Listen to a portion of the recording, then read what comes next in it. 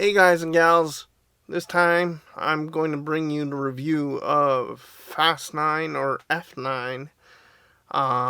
But I'm also going to give you guys and gals a recap of the franchise and how I have enjoyed it throughout the years that the franchise has taken twists and turns along its journey till now. Now, I'm going to be doing a recap of the previous 8 to 10 movies thus far. First up, I want to give you guys and gals a heads up of my inner thoughts before I go straight into the reviews for yous, because it'd be 1, 2, 3, 4, 5, and you catch my drift for that. I was a latecomer to the Fast franchise and the Fast and Furious franchise. I didn't really get into it till around Fast 4, Fast and Furious 4. Um, and, well, around Tokyo Drift and Fast 4. So I picked up on DVD at the time at Walmart the first Fast and Furious movie. Um, I went into it with no grand expectations, just pure enjoyment um, of the movie. And I will be posting right here and here the poster and my letterbox review of the movie and my ratings. Now, first up is The Fast and the Furious, where we get introduced to Dom and Brian, and both on opposite sides of the street, so to speak. Dom is making street racing and crime, and Brian is essentially the cop, and it's sort of Point Break meets fast cars at this time. And I know there's been several comparisons over the years for it. And first up, there's my letterbox review, and it was 3.5 stars out of 5. I found it as a good popcorn flick going into it. Going into the second movie, we get introduced to Brian, and we get introduced to Ludacris and Tyrese in their movie, in the movie, and the franchise takes a twist and turn with street racing. Brian doing more of the street racing type of things, and how comedic tones were being thrown for it. And there's my letterbox review. Also 3.5 stars out of 5. It's a good popcorn flick, enough character development, enough going on for it. Now, going into Tokyo Drift, the franchise took a turn for itself. And it took its turn in the fact that it went into drifting, and we got introduced to new characters. We got introduced to Lucas Black's character in the Fast franchise, and we got introduced to Han. And then we got appearance of Dom in Tokyo Drift. And then finally, there's my letterbox review. It also got 3.5 stars out of 5. I am very consistent with my ratings for these movies because they're pure enjoyment and pure entertainment. Now, going into Fast 4, where the franchise took another twist into more heist action movie type of deals, and it went into the heist and also some back history with Dom and Letty, Michelle Rodriguez and Vin Diesel, and their relationship. And then also with Mia and Brian.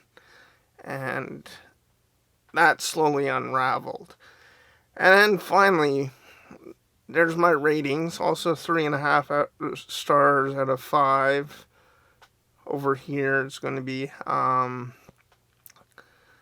enjoyed it. Now, going into Fast 5, which I also saw in theater at the time, and I quite enjoyed it, and it also dealt with the heist type of deals, them taking a bank vault and having essentially Hobbs on their tail, and the introduction of The Rock into the franchise, and them butting heads, Dom and The Rock, and also introducing a few new characters into the franchise, and Gal Gadot into the franchise along with Han and so on and so forth.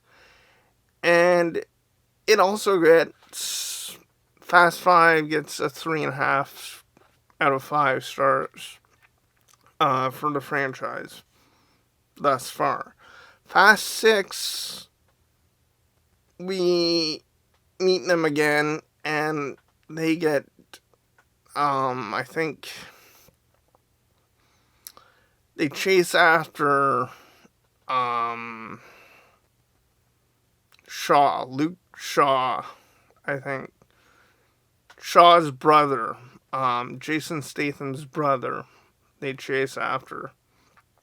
And that turns the tables with the franchise, and there's a big, epic third act plane crash that happens, and that turns the franchise on its tails.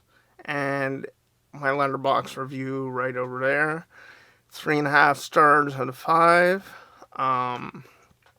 Now going into Fast and Furious 7, or Fast 7, we get a call off to Brian in the franchise, even though he sort of comes back getting into the Fast 9, but I'll get to that. But for Fast 7,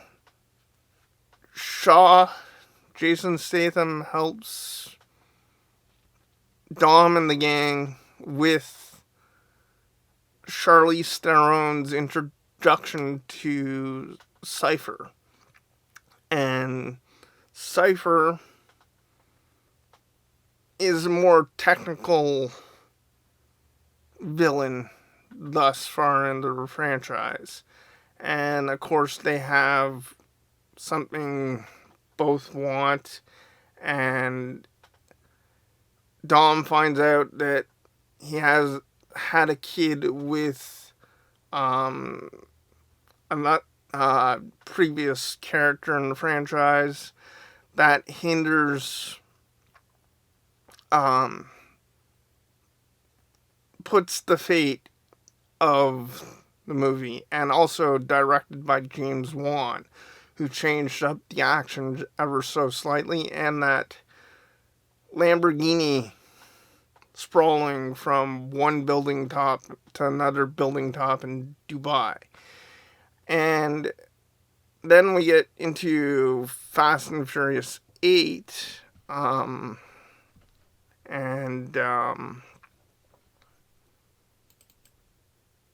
just a sec, but Fast 7 also gets 3.5 stars out of 5. And then the Fate of the Furious, it's a nuclear submarine that essentially they have to stop before the world implodes. And the action gets pushed up to almost its limit. And finally, the spin-off, Hobbs and Shaw, but Fast 8 gets 3.5 stars out of 5 for me. And finally, the spin-off, Hobbs and Shaw, which they go up against the cyborg Idris Elba and reveals a new organization going after the gang and so on and so forth. Once again, I found it fun. The interaction between Statham and The Rock. They play good off each other. That got 3.5 stars out of 5. Man, I sound like a bad record. Finally, to cap off what you guys and gals have been waiting for, is my thoughts on the latest Fast and Furious movie, Fast 9. My thoughts going into it, I kind of expected from the trailers just enough fluff and enough character development to get me through. Also enjoy it. And yes, things get a little more crazier. We get introduced to the gang. Yes, they seem like they're invincible. Mia returns. Their main villain happens to be Dom's brother, Jacob, and it kind of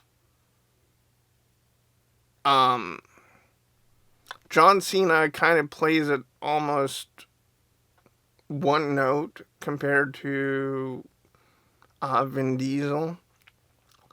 And Cypher's there, Helen Mirren's there, with the Shaw gang, and then unexpected, but it's probably shown in the trailer, Han returns. We get the band back together, and they have to stop Jacob from releasing this bomb that will envelop the world, which plays into the Han character.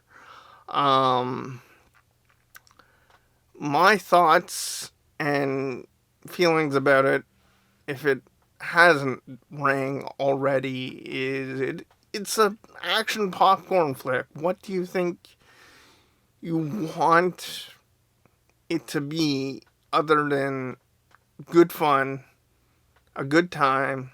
And for me, it was a good time, even though my belief in, I had to suspend my belief in it, which is basically physics and so on and so forth, which is completely fine with me. Finally, I'm going to top this review with my rating. Fast 9 gets 3.5 stars out of 5 for me. So, yeah, enough. I do recommend it if you're a Fast and Furious fan.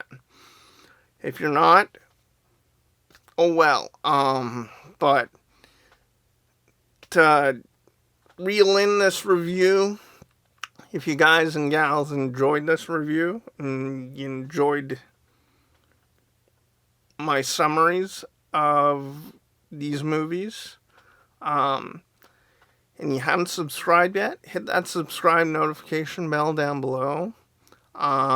Hit me down in the comments for a movie or TV show you want me to review. And lastly, give this video a thumbs up, a like, helps the algorithm, helps me, helps you find me on the net, on YouTube. anywhere. Thank you for listening, and if you've gotten through this video, everyone, stay safe. I'll see you guys and gals on the next one, and bye for now.